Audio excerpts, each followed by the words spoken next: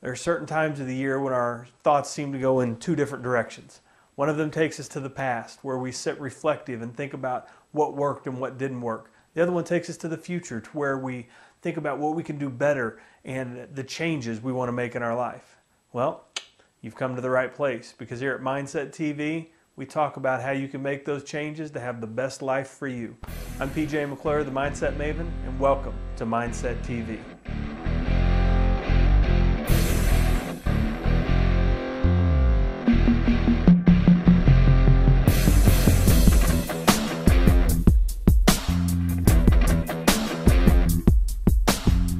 Talk about making changes in our life, we have a lot of different tools, a lot of different things we like to try. One of the things that is very popular for a lot of people is to set boundaries that actually encourage us to make a change or prevent us from doing something that we don't want in our life anymore. Raphael sent in a question that says, I go to bed late every night and would like to know how to develop greater strength to set boundaries and to stick to them. Boundaries are fascinating. We put them around our homes, our states, our territories, and countries. We use them to define yours, mine, right, wrong. The thing that I noticed about boundaries is that they're perceived differently depending on which side of the boundary you're on. Born in Missouri, I grew up with a natural inclination to cheer for teams from my state and against those from some of our neighboring states. Why? Well, because boundaries can define your loyalty. The southern boundary of the United States represents something much stronger for a lot of people. On one side, the boundary is an obstacle to greater financial opportunity. On the other side, it's a tool to implement order and protect resources. Your perception of the boundary depends on which side of it you reside. Another characteristic of boundaries is the importance and function of the boundary is directly related to its purpose. The deeper the purpose, the more important the boundary.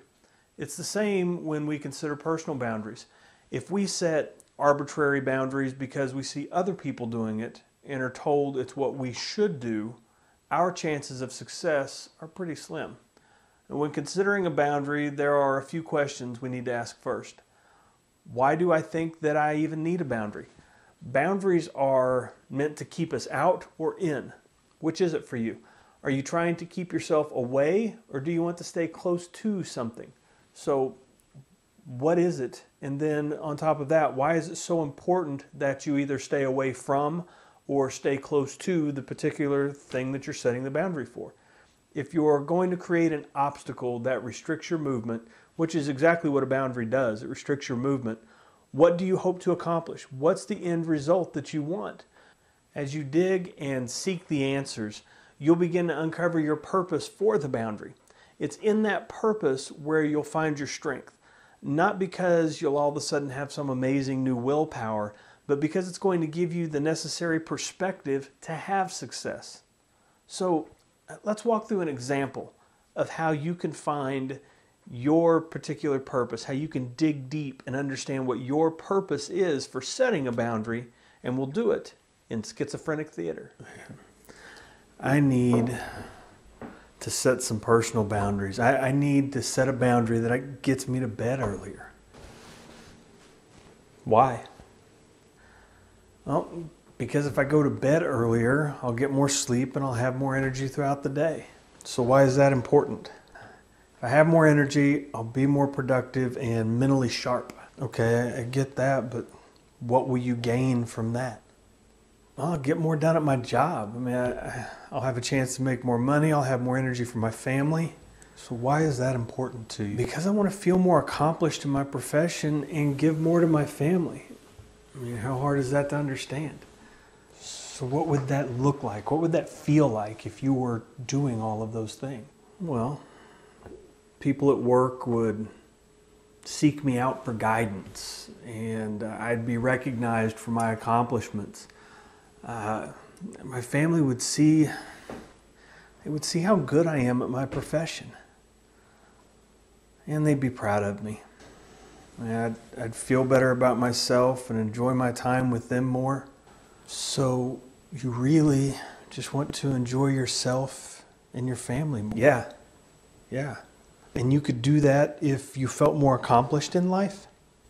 Oh, absolutely. Okay, so if you felt more accomplished at the end of every day, Would you feel guilty about going to bed at a decent hour? No. No, I wouldn't. So your family gets a fully present, more alive man of the house and all the greatness that goes along with that?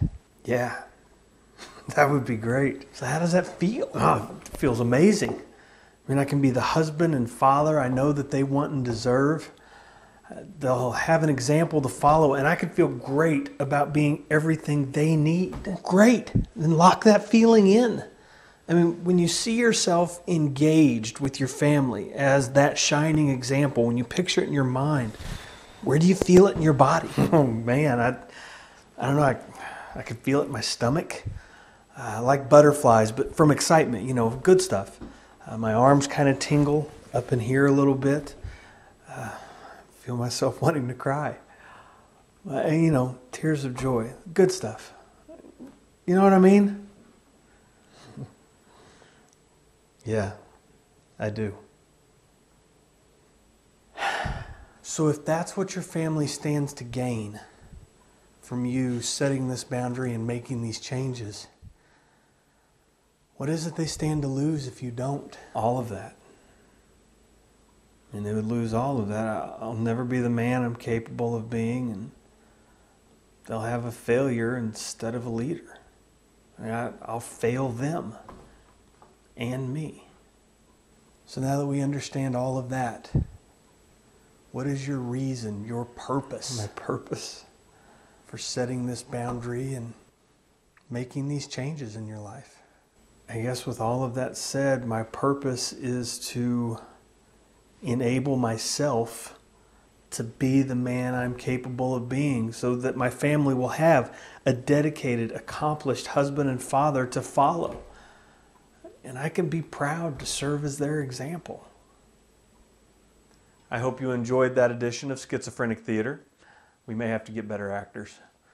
But I hope you got the point that when you dig to the core of why you want to do something, it isn't hard to find the strength you need to make it happen.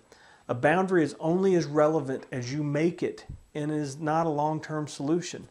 If the boundary is effective, it's only needed for a short period of time because the focus is on what you want to have, not what you're trying to prevent. So, Raphael, understand the reason and use the boundary to get you started. Yes, you'll probably have to force yourself to go to bed at a certain time for a little while, and maybe force yourself awake at a certain time for a little while. But fill your first few hours of every day with the most important tasks you have for that day. And focus on what time you want to be up and what time and all the things you'll gain by doing it, by shifting the habits. And you'll only be able to do that and make it meaningful because you'll know the reason why. Before long, the joyful benefits of the change are enough to sustain your efforts, and the boundary falls away because it's unneeded. Identify your purpose, establish its power, and use that power to make the change. I hope you've enjoyed this edition of Mindset TV. This is PJ McClure, the Mindset Maven, encouraging you, one, to send in your comments and questions. I'll handle your question if I can right here on another edition of Mindset TV, and to encourage you every day to be your best.